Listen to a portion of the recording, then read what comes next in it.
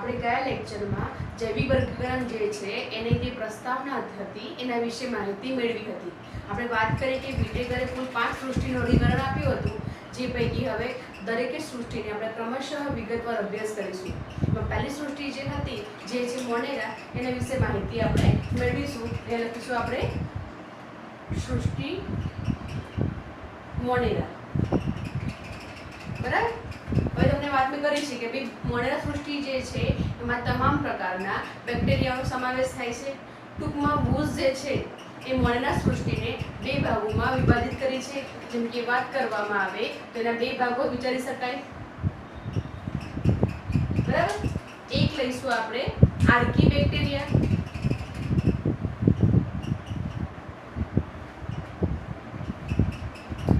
બીજા આવશે you bacteria. આ જે મોનેરા સૃષ્ટિ છે એમાં તમામ પ્રકારના બેક્ટેરિયાનો સમાવેશ થાય છે. ક્લિયર. બીજું એ પણ જોઈ ગયા હતા કે મોનેરા સૃષ્ટિ જે છે એમાં તમામ સજીવો જે છે કેવા હશે? એક તો એક કોષી હશે. ક્લિયર. કેવા હશે બધા? આદિકોષ કેન્દ્રી, જે આપણે આગળ માહિતી લઈ ચૂક્યા છે. હવે જોઈશું આર્કી બેક્ટેરિયા જે છે એક એવા બેક્ટેરિયા છે જેને આપણે એનિસન્ટ લિવિંગ ફોસાઇલ પણ કહીશું. અહીં સમજીએ. એનિસન્ટ મતલબ અશ્મિ, બરાબર. લિવિંગ મતલબ જીવન. એનિસન્ટ મતલબ અહીં લઈશું જૂના. જૂના, જીવન, અશ્મિ. એટલે એવું કહી શકાય કે આ પ્રકારના જે બેક્ટેરિયા જે છે જ્યારે પૃથ્વીનો ઉદ્ભવ થયો, એટલે કે આદિ પૃથ્વી જ્યારે ઉદ્ભવી હતી તે સમયે પણ આ પ્રકારના બેક્ટેરિયાની હાજરી હતી. તેવા જ પ્રકારના બેક્ટેરિયા હમણાં પ્રેઝન્ટ સમયમાં પણ હાજર છે. એટલે જૂના અશ્મિ તો કહેવાશે, પરંતુ જીવંત અવસ્થામાં બી હાલ જોવા મળે છે. એટલે એનિસન્ટ લિવિંગ ફોસાઇલ તરીકે પણ ઓળખવામાં આવે છે. આ બેક્ટેરિયાની ખાસિયત એવી છે કે ભાઈ આ બેક્ટેરિયા જે છે એ કેવી એકદમ એક્સ્ટ્રીમ કન્ડિશનમાં, એટલે કે વિપરીત પરિસ્થિતિમાં જોવા મળશે. વિપરીતની વાત કરવામાં આવે તો એકદમ ગરમ પાણીના ઝરામાં, બરાબર. આ ઉપરાંત કેટલાક જે જમીન લવણતા ધરાવે છે કે વધારે પ્રમાણમાં ક્ષારનું પ્રમાણ ધરાવે છે કે જ્યાં ઓક્સિજનની હાજરી બિલકુલ નહિવત પ્રમાણમાં હોય છે, એટલે કે લવણતા ધરાવતી જમીનમાં. અને કેટલાક બેક્ટેરિયા એવા છે કે ઢોર જે છે એના આમાશયમાં જોવા મળે છે. મનુષ્યમાં જેમ જઠર જે છે, જે જઠરનો વિસ્તાર જે છે, એમ ઢોરની અંદર એક આમાશય વિસ્તાર છે કે જ્યાં આગળ હંગામી ધોરણે ખોરાકનો સંગ્રહ કરવામાં આવે છે. જ્યાં ખોરાક થોડા સમય માટે વલોવવાની ક્રિયા થાય છે કે જ્યાં મોટા પ્રમાણમાં HCl છે, કેટલાક ઉત્સેચકો છે, વિવિધ પ્રકારના પાચક રસોનો સ્ત્રાવ કરવામાં આવે છે. આવી પરિસ્થિતિમાં પણ આ પ્રકારના બેક્ટેરિયા એમાં જોવા મળે છે, જે આપણે એને કહીશું મિથેનોજેન્સ બેક્ટેરિયા, કે જે આપણને ખબર છે કે જે મિથેન વાયુની બનાવટમાં ઉપયોગી છે. એટલે ગાયનું જે છાણ હોય છે, ઢોરનું જે છાણ હોય છે, એમાંથી આપણે ગોબર ગેસ પ્લાન્ટ દ્વારા મિથેન વાયુને ઉત્પન્ન કરી શકીએ છીએ. આ બધું જે પોસિબલ જે છે મિથોજેન્સ બેક્ટેરિયા, કે જે આ આર્કી બેક્ટેરિયામાં આવશે. બીજી વાત કરવામાં આવે કે ભાઈ આર્કી બેક્ટેરિયા જે છે તમને કીધું કે ભાઈ વિપરીત પરિસ્થિતિમાં પણ જોવા મળશે, ગરમ પાણીમાં પણ જોવા મળે છે અને વધારે ક્ષારવાળી જમીનમાં પણ જોવા મળશે. આ યુ બેક્ટેરિયા જે છે એ કેવા છે તો કે કેટલાક પરોપજીવી છે, બરાબર. કેટલાક કેવા છે? રોગકારક છે, કે જે રોગ માટે જવાબદાર છે. આ પરોપજીવી જે છે કેટલાક બાહ્ય પરોપજીવી છે. જેમ કે આપણને ખબર છે કે મનુષ્યમાં જે સ્કિન રોગ જોવા મળે છે, ચામડીના જે રોગો જોવા મળે છે, જેમ કે દાદ, ખરજ, ખરસવું જે હોય છે, એ ખરેખર આ બેક્ટેરિયાને કારણે જોવા મળે છે. એટલે બાહ્ય પરોપજીવી કહેવાશે. કેટલાક કેવા છે? શરીરની અંદર રહીને જે તે સજીવને નુકસાન પહોંચાડે છે, આપણે એને કહીશું અંતઃ પરોપજીવી. કેટલાક કેવા છે? વિવિધ પ્રકારના રોગ માટે જવાબદાર હોય છે. ક્લિયર? હવે યુ બેક્ટેરિયા જે છે એની વાત કરવામાં આવે તો એમાં કેટલાક બેક્ટેરિયા જેવા કે એના ઉદાહરણ લઈ લઈએ. માઇક્રોપ્લાઝ્મા, બરાબર, અતિ સૂક્ષ્મ પ્રકારના બેક્ટેરિયા છે.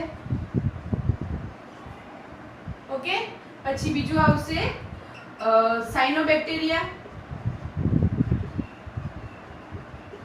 જેને આપણે કહીશું બ્લુ ગ્રીન આલ્ગી તરીકે પણ ઓળખવામાં આવે છે. આ સાયનોબેક્ટેરિયા જે છે એ ખરેખર સ્વયંપોષી છે, એટલે કે એમાં હરિતકણની હાજરી છે. અહીંયા મતલબ હશે હરિત કણ ધરાવતા બેક્ટેરિયા. હરિતકણ બેક્ટેરિયા કહીશું કે એમાં હરિતકણની હાજરીને કારણે સૂર્યપ્રકાશની હાજરીમાં પોતાનો ખોરાક બનાવે છે, એટલે સ્વયંપોષી કહેવાશે. પછી કેટલાક છે રિક્ટેશિયા. આ જે છે એ વિવિધ પ્રકારના રોગ માટે જવાબદાર છે. કેટલાક જે છે જે ફૂગ જેવું બંધારણ ધરાવે છે. ટૂંકમાં આમાં વિવિધ પ્રકારના બેક્ટેરિયાનો સમાવેશ કરવામાં આવે છે. હવે મોનોરા સૃષ્ટિની વાત કરવામાં આવે કે બે પ્રકારના બેક્ટેરિયા જોવા મળે છે. તમામ પ્રકારના બેક્ટેરિયા એ મોનેરામાં આવશે. બીજી એક વાત કરી લઈએ કે ભાઈ આ તમામ બેક્ટેરિયા જે છે, જે કે આર્કી બેક્ટેરિયા છે as well as you bacteria છે, એનું નિવાસ સ્થાન કયું? એમનું નિવાસ સ્થાન કયું? તો લખી શકાય સર્વત્ર જોવા મળે છે, એટલે કે સર્વવ્યાપી છે. સર્વવ્યાપીની વાત કરવામાં આવે તો ક્યાં ક્યાં જોવા મળશે? એક તો વાત થઈ ગઈ કે ગરમ પાણીમાં, એટલે કે ઊંચા તાપમાને, ગરમ તાપમાને, બરાબર. એનાથી વિરુદ્ધ લઈ લઈએ તો ઠંડા બરફ પ્રદેશમાં, બરાબર. પછી ક્યાં જોવા મળશે? રણમાં જોવા મળશે. પછી ક્ષારયુક્ત જમીનમાં જોવા મળશે. બીજે ક્યાં જોવા મળશે? જમીનમાં જોવા મળશે. ટૂંકમાં દરેક જગ્યાએ ઊંડા મહાસાગર જે છે ત્યાં પણ જોવા મળશે. ટૂંકમાં સર્વત્ર જગ્યાએ આ જે સૃષ્ટિ મોનેરા છે એની હાજરી જોવા મળે છે. ક્લિયર? અહીં જોઈ લો કે રિબોઝોમની રચનાની વાત કરવામાં આવે તો એમાં શું હોય? એક નીચેનો જે વિસ્તાર જે છે જેને કહીશું આપણે રિબોઝોમલ આરએનએ કહીશું, જેને આપણે આરએનએ તરીકે ઓળખીશું. ઓકે, અને બીજો વિસ્તાર આવશે એની ઉપર પ્રોટીનનો વિસ્તાર. બરાબર છે. હવે શું કહેવાશે કે પ્રોટીનનો જે વિસ્તાર જે છે એ એક્ચ્યુઅલી હોય છે 50S, એટલે કે જે અવસાદન રેટ જે છે એ 50S હોય છે, અને જ્યારે આરઆરએનએ જે છે એનો 30S છે. બંને ભેગા મળીને 70S પ્રકાર બનાવે છે. હવે તમને ક્વેશ્ચન થશે કે 50 + 30 બરાબર 80 થવા જોઈએ, પણ એવું નથી. એ સમજી લો કે અવસાદન એટલે શું? આ સિમ્પલ જોઈ લઈએ કે અવસાદન કોને કહેવાય. સમજો તમારી પાસે કોઈ પાણીનું એક પાત્ર છે કે જેની અંદર તમારે કંઈક નીચે તળિયે બેસાડવાનું છે. એકચ્યુઅલી એક ખીલી લો છો કે તમે ઉપરથી પાણીમાં નીચે ફેંકો છો, બરાબર. ખીલી ભારે છે, પરિણામે એ ઝડપથી નીચે બેસી જશે તળિયે.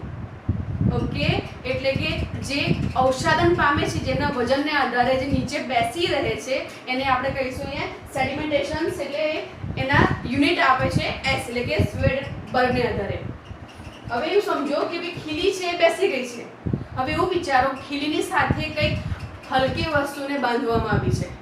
સમજો કે પીછું છે કે જેને ખીલી સાથે બાંધવામાં આવ્યું છે. પીછાને જ્યારે પાણીમાંથી ફેંકવામાં આવે ત્યારે ઝડપથી નીચે બેસતું નથી, એને થોડો સમય લાગે છે. કેમ? કારણ કે વજનમાં એ હલકું છે. ખીલી કેવી છે? ભારે છે. જ્યારે ખીલી અને પીછાને બાંધીને જ્યારે મૂકવામાં આવે ત્યારે શું થશે કે બંનેનું જે સંયુક્ત વજન થશે એને આધારે તેઓ નીચે અવસાદન પામે છે. એવું નથી કે ભાઈ ખીલીનું જે હશે અવસાદન રેટ અને પીછાનો જે છે બંનેનો સરળ હશે, એવું નથી. બંને સંયુક્ત રીતે જે વજન બનશે એને આધારે જે તે બંને વસ્તુ જે છે અવસાદન પામે છે. ટૂંકમાં અહીંયા સેમ વસ્તુ અહીંયા એવું છે કે આરઆરએનએ જે છે એનો જે રેટ જે છે 30S છે, આનો 50S છે. બંને ભેગા મળીને રિબોઝોમની રચના કરે છે. આ રિબોઝોમ જે છે એ કેટલા પ્રકારના છે? 70S. કેમ? કારણ કે બંનેનો સંયુક્તાંક છે એટલે 80 નથી ગણવાના, બંને સાથે જોડાયેલા છે જે 70S પ્રકારના રિબોઝોમની રચના કરે છે. ખ્યાલ આવ્યો? એટલે અહીંયા શું આવશે? એક તો રિબોઝોમ આવેલા છે, બરાબર. ક્યારેક ક્યારેક શું હોય છે, કેટલાક બેક્ટેરિયા જે છે એની અંદર આ પ્રમાણે આવી એક દોરી જેવી રચના હોય છે કે જે કેવી હોય છે? આને કહીશું આપણે કશા, બરાબર. આ કશા જે છે એને ઇંગ્લિશમાં કહીશું ફ્લેજેલા. આ ફ્લેજેલા જે છે એકચ્યુઅલી ફ્લેજેલિન પ્રોટીનની બનેલી છે. આનું કાર્ય શું? તો કે જે તે બેક્ટેરિયા જે છે એને ચલાયમાન રાખે છે, એટલે કે એક જગ્યાએથી બીજી જગ્યાએ તરવામાં મદદ કરે છે. જે બેક્ટેરિયામાં કશાની હાજરી હોય, તે બેક્ટેરિયાને આપણે ચલિત બેક્ટેરિયા કહીશું. ઓકે. કેટલાક બેક્ટેરિયા એવા છે કે જેની અંદર કશાની હાજરી હોતી નથી. આ બેક્ટેરિયાને કહીશું આપણે અચલિત બેક્ટેરિયા. ઓકે. ક્યારેક ક્યારેક શું હોય છે, કશાની હાજરી જોવા નથી મળતી. ઓકે. પરંતુ શું જોવા મળશે? અહીંયાથી નાના સૂક્ષ્મ વાળ જેવી રચના જોવા મળે છે, જે મોટી સંખ્યામાં હશે. કશા હંમેશા એક જ સંખ્યામાં હોય, જ્યારે આ મોટી સંખ્યામાં સૂક્ષ્મ વાળ જેવી રચનાઓ જોવા મળે છે એને કહેવાશે ફિમ્બ્રી અથવા તો પીલી. આને કહીશું આપણે ફિમ્બ્રી અથવા તો પીલી. આનું કાર્ય શું? તો કે જે તે બેક્ટેરિયાને અહીં લખી દઈશું કે ફિમ્બ્રી અથવા તો પીલી જે છે એ શું કરે છે? જે તે બેક્ટેરિયાને જે તે સ્થાને ચોંટવામાં એટલે કે ફિક્સ થવામાં મદદ કરે છે. ઓકે. જેની સંખ્યા કેવી છે? મોટા પ્રમાણમાં છે.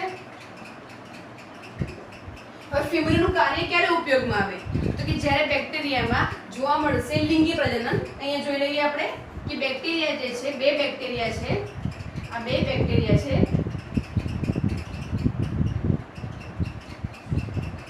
જે સંયુગ્મની પ્રક્રિયા કરે છે. એક લિંગી પ્રજનનનો પ્રકાર છે. સંયુગ્મની ક્રિયા જ્યારે કરે છે એમાંથી એક બેક્ટેરિયા પાસે નર કોષ કેન્દ્ર, અહીંયા બોલું છું નર કોષ કેન્દ્ર. બેક્ટેરિયામાં નરજન્યુનું નિર્માણ નહીં થાય, પરંતુ નર કોષ કેન્દ્ર હશે. બીજા બેક્ટેરિયા પાસે માદા કોષ કેન્દ્ર, બરાબર. આ બંને બેક્ટેરિયા એકમેક સાથે આ પીલી અથવા ફિમ્બ્રી જે રચના છે એના દ્વારા એકમેકના બંનેના પીલી અને ફિમ્બ્રી જોડાણ સાધે છે. જોડાઈને બંને વચ્ચે એક નલિકાઓની રચના કરે છે, જેના મારફતે આ જે કોષ કેન્દ્ર છે એકમેક સાથે જોડાય છે અને સંયુગ્મની પ્રક્રિયામાં મદદ થાય છે. ટૂંકમાં પીલી અને ફિમ્બ્રી જે છે જે તે બેક્ટેરિયાને ચુસ્ત રીતે જોડવા માટે મદદરૂપ. બીજી એક વાત કરીએ કે ભાઈ આ જે બેક્ટેરિયા જે છે, મોરેના શોષણના જે બેક્ટેરિયા જે છે એમની ક્યારેક ક્યારેક કોષ દિવાલ હાજર હોય છે. આ કોષ દિવાલ જે છે કેટલાક બેક્ટેરિયામાં મોટે ભાગે યુ બેક્ટેરિયા જે છે એની અંદર પેપ્ટિડો ગ્લાયકેનની બનેલી હોય છે. આ પેપ્ટિડોગ્લાયકેન જે છે, આ પેપ્ટિડો જોવા જઈએ તો કે એમિનો એસિડનો એક ભાગ છે. એમિનો એસિડ છે અને અહીંયા વાત કરી ગ્લાયકેન તો કે પોલીસેકેરાઇડ. આ બંને ભેગા મળીને પેપ્ટિડોગ્લાયકેનની રચના કરે છે, જે યુ બેક્ટેરિયામાં જોવા મળે છે. પરંતુ આર્કી બેક્ટેરિયામાં પેપ્ટિડોગ્લાયકેનની બનેલી હોતી નથી. આ બેક્ટેરિયા કેવા છે? એક તો સૂક્ષ્મદર્શી છે, બરાબર. પુષ્કળ પ્રમાણમાં જોવા મળે છે, એટલે કે મોટી સંખ્યામાં જોવા મળે છે. વાત કરીએ કે ભાઈ કાંકરી જે છે એનો પોઈન્ટ જે છે એની પર આપણે નિરીક્ષણ કરવામાં આવે તો લાખો કરોડની સંખ્યામાં એક નાના ટીપામાં જોવા મળશે, એટલે કે પુષ્કળ પ્રમાણમાં જોવા મળે છે. સૂક્ષ્મદર્શી છે અને શું જોવા મળશે? કોષ દિવાલ જે છે એ કેવી છે? પેપ્ટિડોગ્લાયકેનની બનેલી હોય છે. હવે એમાં ડીએનએ જે હોય છે, ન્યુક્લિયોઇડ જે છે એ ખુલ્લા હોય છે. ડીએનએ કેવા છે? ખુલ્લા હોય છે, એટલે કે કોષ કેન્દ્ર પટલથી આવૃત હોતા નથી. એટલે કે કોષ કેન્દ્ર પટલથી આવૃત હોતા નથી.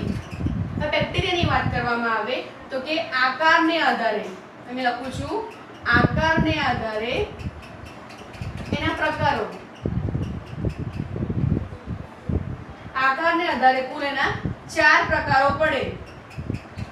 નંબર 1 લઈ લઈશું ગોલાણુ. બરાબર છે. આ ગોલાણુ જે છે એ કેવા હશે, એનો આકાર કેવો છે, ગોળાકાર આકારના. અહીંયા લખીશું આપણે આકાર. આ છે બેક્ટેરિયાના નામ. ઓકે, પ્રકાર છે. આના લઈશું, આ પ્રકાર લઈશું ગોલાણુ, ગોળાકાર. બીજો આવશે સર્પાકાર એટલે કે સ્પાઇરેલિયમ, કે જે કેવા હશે, સર્પાકાર. ડ્રોઈંગ કરીશું અહીંયા ગોળાકાર એટલે આ પ્રકારે હશે. ઓકે, આમાં કેવા હશે, આ પ્રમાણેના હશે. ત્રીજું આવશે અહીંયા આ સ્પાઇરલ કહીશું આપણે કુંતલાકાર. કુંતલાકાર. કેટલા કેવા આવશે કે દંડાકારના. અહીંયા લઈશું બેસિલસ. બેસિલસ કે જેનો આકાર જે છે દંડાકાર, એટલે કે આવા દંડ સ્વરૂપે જોવા મળે છે. ઓકે, ચોથો પ્રકાર જે છે વિબ્રિયો, કે જેનો આકાર જે છે એ કોમા શેપ એટલે કે અલ્પ વિરામ આકારના છે. એટલે એને કહીશું આપણે અલ્પ વિરામ આકારના. એના પ્રકાર જોવામાં આવે તો ગોલાણુ, સ્પાઇરેલિયમ, બેસિલસ, આ વિબ્રિયો જે તે બેક્ટેરિયાના આકારને આધારે એના પ્રકારો જોવા મળે છે. હવે સૃષ્ટિ મોનેરા જે છે, હવે એના અલગ અલગ પ્રકારો બે વાત કરી કે આર્કી બેક્ટેરિયા અને યુ બેક્ટેરિયા વિશે માહિતી મેળવીશું. આર્કી બેક્ટેરિયા જોઈ લઈએ કે આર્કી બેક્ટેરિયા જે છે એના નિવાસ સ્થાનને આધારે એના 3 પ્રકારો જોવા મળશે. પહેલો પ્રકાર જોઈશું આપણે અહીંયા આગળ હેલોફિલસ. હેલોફિલ્સ કહીશું આપણે કે જે વધુ ક્ષારવાળી જમીનમાં જોવા મળશે. ઓકે, નંબર 2 ની વાત કરવામાં આવે તો કે થર્મો એસિડોફિલ્સ, કે જે છે કેવા તો ગરમ પાણી, થર્મો એટલે વધારે તાપમાન, એસિડોફિલ્સ કે જ્યાં એસિડિક માધ્યમ હશે એટલે કે ગરમ પાણીના ઝરામાં, બરાબર, એસિડિક જમીનમાં અથવા તો કાદવમાં અથવા તો એસિડિક પાણીમાં જોવા મળશે બેક્ટેરિયા. હેલોફિલ્સ એટલે કે જ્યાં વધુ ક્ષારવાળી જમીન છે ત્યાં જોવા મળશે. એટલે મોટે ભાગે અહીંયા આવશે દરિયા કિનારાની જમીન. ઓકે, નંબર 3 લઈશું મિથેનોજેન્સ, કે જે છે એ ઢોર જે છે ઢોરના પાચન નળીમાં એટલે કે એક ભાગ છે જેને આપણે કહીશું અહીંયા આમાશય. આ આમાશય જે છે એની અંદર જોવા મળે છે. આ આમાશયનું કાર્ય શું તો કે આમાશય જે છે એની અંદર આ બેક્ટેરિયા હાજર છે કે જે મિથેન વાયુનું નિર્માણ કરે છે. પરિણામે ગોબર ગેસ પ્લાન્ટમાં આ આમાશય જે છે એમાં વધારે પ્રમાણમાં pH નું પ્રમાણ ઓછું હોય છે એટલે કે એસિડિક મધ્યમ હશે. તાપમાન વધુ છે તેમ છતાં પણ આ બેક્ટેરિયા જે છે એ શું છે પોતાનું અસ્તિત્વ ધરાવે છે. ગોબર ગેસ પ્લાન્ટમાં એનો ઉપયોગ થાય છે. ટૂંકમાં આ આર્કી બેક્ટેરિયા જે છે એના 3 પ્રકારના ઉદાહરણ આપવામાં આવ્યા છે. બીજી વાત કરવામાં આવે તો કે આર્કી બેક્ટેરિયા જે છે તે તમને કીધું કેવા છે, આદિ કોષ કેન્દ્રી છે. ઓકે, બીજું શું કહી શકાય કે એમનું કોષ કેન્દ્ર પટલ હોતા નથી. બરાબર, એની જે દિવાલ જે છે પેપ્ટિડો ગ્લાયકેનની બનેલી છે. ઓકે, બીજું કહીશું તો કે જૂના જીવનદશમી છે. આગળ વાત થઈ ગઈ આપણે, એના લક્ષણો થઈ ગયા. જૂના જીવનદશમી છે, આદિકોષ કેન્દ્રી છે, કોષ કેન્દ્ર પટલ કેવું છે, સુઆયોજિત હોતું નથી, પેપ્ટિડોગ્લાયકેનની કોષ દિવાલ બનેલી છે. અને શું કહી શકાય, વિપરીત પરિસ્થિતિમાં જોવા મળે છે. તમને પૂછાય તમારે લખવાનું કે ભાઈ આર્કી બેક્ટેરિયા વિશે માહિતી આપો, તો પહેલા તમારે લખવાનું કે જૂના જીવંત અશ્મિ છે, નિયમિત પરિસ્થિતિમાં જોવા મળે છે, આદિકોષ કેન્દ્રવાળા કોષ ધરાવે છે, એટલે કે એમનું કોષ કેન્દ્ર પટલ સુવાળેલું હોતું નથી, પેપ્ટિડોગ્લાયકેની કોષ દિવાલ જોવા મળતી નથી, અને શું છે જૂના જીવંત અશ્મિ છે. પછી લખવાનું કે ભાઈ એમનું મુખ્યત્વે 3 પ્રકારના જોવા મળે છે, એમના રહેઠાણને આધારે, નિવાસ સ્થાનને આધારે પ્રકારો છે. નિવાસ સ્થાનને આધારે પ્રકારોની વાત કરવામાં આવે તો કે હેલોફિલ્સ, તો કે બધું ક્ષારવાળી જમીનમાં જોવા મળશે, જેમ કે દરિયા કિનારાની જમીન છે અથવા તો મેંગ્રુવ પ્રદેશ જે છે. ઓકે, પછી આવશે થર્મોએસિડોફિલ્સ કે જે ગરમ પાણીના ઝરા છે, એસિડિક જમીન છે અથવા કાદવ કીચડ છે અથવા પાણી છે એમાં જોવા મળશે. મિથેનોઝેન્સ જે છે એ ઢોરના પાચન નળીનો જે આમાશય વિસ્તાર છે એની અંદર મિથેન વાયુનું નિર્માણ કરે છે, જે ગોબર ગેસ પ્લાન્ટમાં અતિ મહત્વનું છે. હવે જોઈશું મોડેરાના બીજા વિભાગ યુ બેક્ટેરિયા. તો હવે જોઈ લઈએ ફટાફટ કે સત્ય બેક્ટેરિયા છે એટલે સાચા બેક્ટેરિયા છે. પહેલા કેવા હતા? જૂના બેક્ટેરિયા હતા, બરાબર. કોણ? આર્કી બેક્ટેરિયા. પછી હજારોની સંખ્યામાં જોવા મળે છે બેક્ટેરિયા છે એટલે મોટી સંખ્યામાં જોવા મળશે. બીજું, કોષ દીવાલ જે છે એમની પેપ્ટિડોગ્લાયકેનની બનેલી છે, ત્યાં પેપ્ટિડોગ્લાયકેનની બનેલી હોતી નથી. કશા ધરાવે છે એટલે કેવા કહેવાશે એને?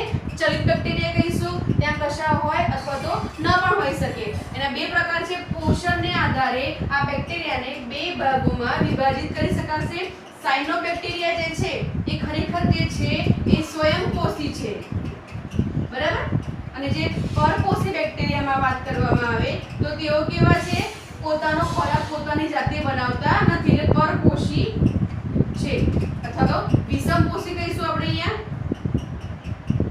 ઓકે, અહીં જોઈ લઈએ કે ભાઈ પોષણને આધારે આ યુ બેક્ટેરિયા છે એને 2 પ્રકારોમાં વિભાજિત કરી શકાશે, સાયનોબેક્ટેરિયા અને પરપોષી બેક્ટેરિયા. જોઈ લઈએ આપણે સાયનોબેક્ટેરિયા પહેલો પ્રકાર કે જેને નીલ હરિત લીલ તરીકે ઓળખવામાં આવે છે. અહીંયા હરિત શબ્દ આવ્યો છે, એનો મતલબ કે એની પાસે હરિત દ્રવ્યની હાજરી હોવી જોઈએ. હરિત દ્રવ્ય છે એનો મતલબ કે પોતાની જાતે સૂર્યપ્રકાશની હાજરીમાં પોતાનો ખોરાક બનાવતા હોવા જોઈએ, એટલે સ્વયંપોષી છે. આ જે સાયનોબેક્ટેરિયા જે છે એ અલગ અલગ પ્રકારના હોઈ શકે. કેટલાક બેક્ટેરિયા એક કોષી પણ હોઈ શકે, એટલે કે એકલ વાયુ જીવન જીવતો હોય, એકલ લોકલ સંખ્યામાં જોવા મળતા હોય. કેટલાક બેક્ટેરિયા જે છે વસાહતી છે, એટલે કે બધા બેક્ટેરિયા સમૂહમાં છે એક જ કોષ પણ સમૂહમાં જોડે જોવા મળશે, જેમની ફરતે એક આવરણ આવેલું છે. કેટલાક બેક્ટેરિયા તંતુમય હોય છે, એટલે કે તાતના સ્વરૂપે હોય છે. આ રીતે હોય એક જ કોષના, પણ આ કોષો એકમેક સાથે તાતના સ્વરૂપે આ રીતે જોડાય છે અને તાતનાની રચના બનાવે છે, બરાબર. આ છે એક કોષી લીલ, કે આ સ્વરૂપે જોવા મળશે. હવે તંતુમય જે છે એની ફરતે, આ તંતુમય જે કોષો છે એની ફરતે હંમેશા મ્યુસિલેજનું આવરણ જોવા મળશે. તંતુમય જે બેક્ટેરિયા જે છે એની ફરતે આ તંતુમય લીલ, સપોઝ ઉદાહરણ છે આપણું, કે એની ફરતે આ પ્રમાણે મ્યુસિલેજનું આવરણ જોવા મળશે,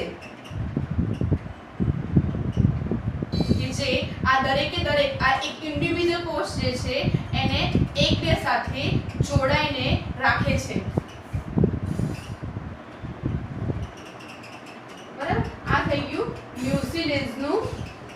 મ્યુસિલેજ એક પ્રકારનું શ્લેષ્મી સ્તર છે. મ્યુસિલેજ જે છે એ પ્રકારનું ચિકાસ પડતું શ્લેષ્મી સ્તર છે કે જે તંતુમય સ્વરૂપમાં જે સાયનોબેક્ટેરિયા છે એની ફરતે જોવા મળે છે. આ એક છે તંતુમય લીલનું ઉદાહરણ છે. આ છે તંતુમય લીલનું ઉદાહરણ છે. અને દરેક કોષને આ એક કોષ સમજો એને કહેવાય. આને આપણે કહીશું એનો અભિકોષ, એટલે કે તંતુમય કોષમાં રચનાત્મક અને ક્રિયાત્મક એકમ છે. આવા ઘણા બધા અભિકોષો ભેગા મળીને આવા તંતુમય સ્વરૂપની રચના કરે છે. એકચ્યુઅલી અભિકોષો એક છે જે ઇન્ડિવિડ્યુઅલ સજીવ છે, પરંતુ તેઓ તાતના સ્વરૂપે જોડાય છે અને એમની ફરતે મ્યુસિલેજનું આવરણ ગોઠવાય છે.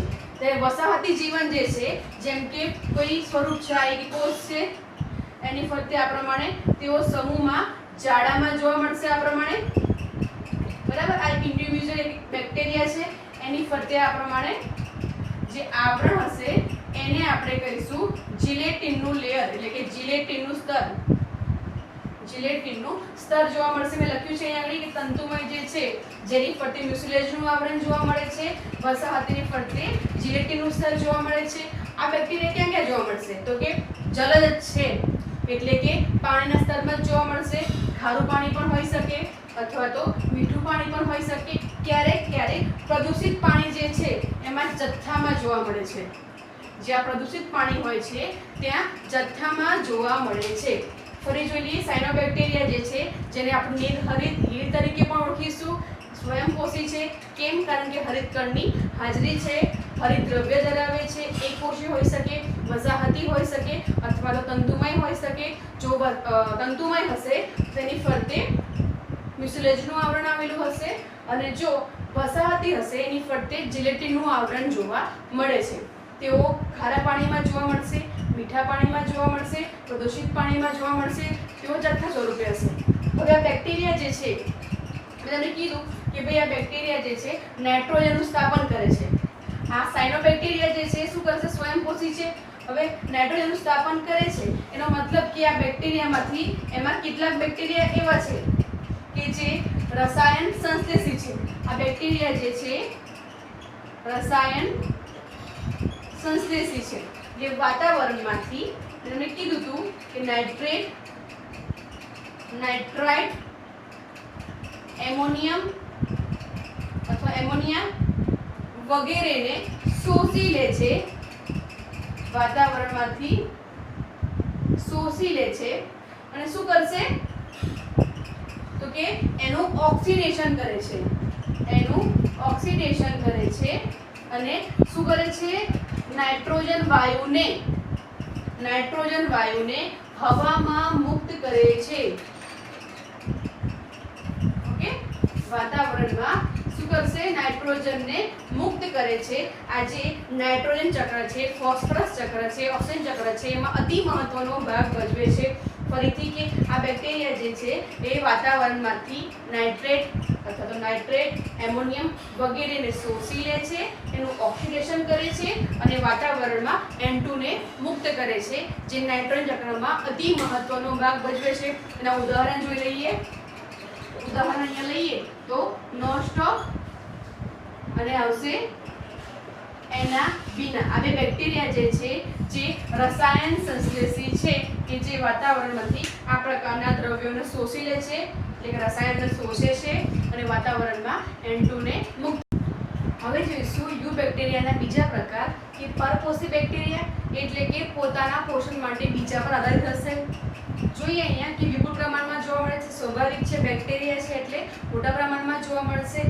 બીજું કે એમાંથી કેટલાક કેવા છે? વિઘટકો છે કે જે મૃતોપજીવી પ્રકારનું પોષણ ધરાવે છે, એટલે સડી ગયેલા પદાર્થો છે અથવા પ્રાણીઓના મૃતદેહ છે, વનસ્પતિના મૃતદેહ છે જેનું વિઘટન કરવા માટે પણ જવાબદાર હોઈ શકે, એટલે આપણે વિઘટકો કહીશું. કેટલાક રોગકારકો છે જેવા કે રોગ માટે જવાબદાર બેક્ટેરિયા છે, જેમ કે કોલેરા, બરાબર છે, પછી ટાઇફોઇડ, પછી આવશે ધનુર, લીંબુના ચાઠા. આ વગેરે રોગો જે થાય છે તમને પૂછાય કે પરપોષી બેક્ટેરિયા દ્વારા થતા રોગોના નામ આપો, તો આવશે કોલેરા, ટાઇફોઇડ, ધનુર અને લીંબુ જે છે એની બધે ચાઠા પડે છે, જે બળી જાય છે, એ આ પરપોષી બેક્ટેરિયાને કારણે થાય છે.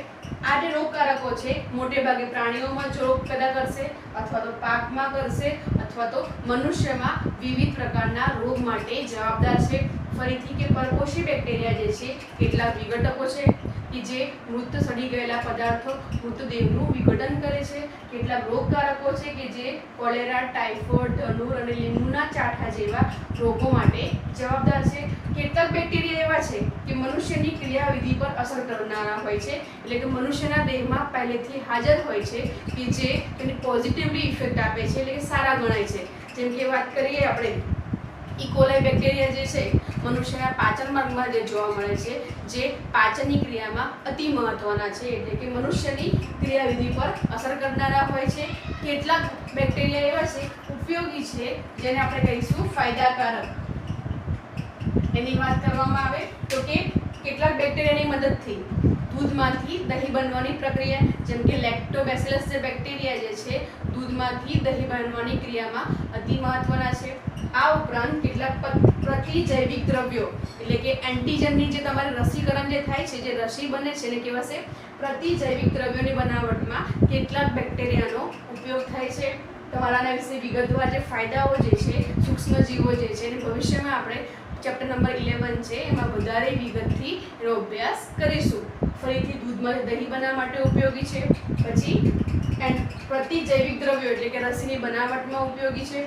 કેટલાક બેક્ટેરિયા જે છે સિમ્બિકુડની વનસ્પતિ એટલે કઠોળ વર્ગની જે વનસ્પતિઓ જે છે એના મૂળમાં જોવા મળશે કે જે નાઇટ્રોજનનું સ્થાપન કરે છે. આ સિમ્બિકુડની વનસ્પતિ જે છે એના મૂળમાં જે વનસ્પતિમાં જે બેક્ટેરિયા જોવા મળે છે એકમાત્ર પૃથ્વી પર એવા સજીવ છે કે જે વાતાવરણમાંથી સીધો એન્ટીનો ઉપયોગ કરે છે અને એમાંથી વિવિધ પ્રકારના પદાર્થોનું નિર્માણ કરે છે. પછી જોઈએ કે પ્રજનન કયા પ્રકારે જોવા મળે છે. આ બેક્ટેરિયા જે છે એ મોટે ભાગે લિંગી પ્રજનન દર્શાવે છે એટલે કે બીજાણુઓનું નિર્માણ કરે છે. ક્યારેક અલિંગી પ્રજનન પણ દર્શાવે છે. અલિંગીની વાત કરવામાં આવે તો ભાજનની પ્રક્રિયા પ્રેરે છે એટલે કે એક બેક્ટેરિયા જે હશે એમાંથી ક્રમશઃ કોષ કેન્દ્રમાંથી ધીમે એકમાંથી બે કોષ કેન્દ્ર બનશે. પછી શું હશે નેક્સ્ટમાં આ પ્રમાણે ખાંચનો ઉદ્ભવ થશે અને બે સ્વતંત્ર બેક્ટેરિયાનું નિર્માણ થશે અને કહીશું આપણે ભાજનની ક્રિયા. બીજાણુ નિર્માણમાં શું હશે કેટલાક બેક્ટેરિયા જે છે પોતાના દેહની ઉપર આ પ્રમાણે બીજાણુઓનું નિર્માણ કરે છે. આ એક લિંગી પ્રજનનનો પ્રકાર છે. આ બીજાણુઓ છૂટા પડે છે અને નવા દેહનો એટલે કે નવા બેક્ટેરિયાનું નિર્માણ કરે છે. ઓકે, ભાજનમાં એકમાંથી બે સજીવ બનશે. આમ ક્રમશઃ ભાજનની ક્રિયા ચાલતી જ રહેશે અને મોટા પ્રમાણમાં બેક્ટેરિયાનું નિર્માણ થશે. કેટલાક બેક્ટેરિયા જે છે લિંગી પ્રજનન દ્વારા ભાજનની ક્રિયા દર્શાવે છે. બીજું કે ભાઈ કેટલાક બેક્ટેરિયા એવા છે અતિ મહત્વના બેક્ટેરિયા છે કે જે પરપોષી બેક્ટેરિયામાં એનો સમાવેશ થાય છે. જેમ કે વાત કરીએ માઇક્રોપ્લાઝ્મા, જેનું ઉદાહરણ છે PPLO.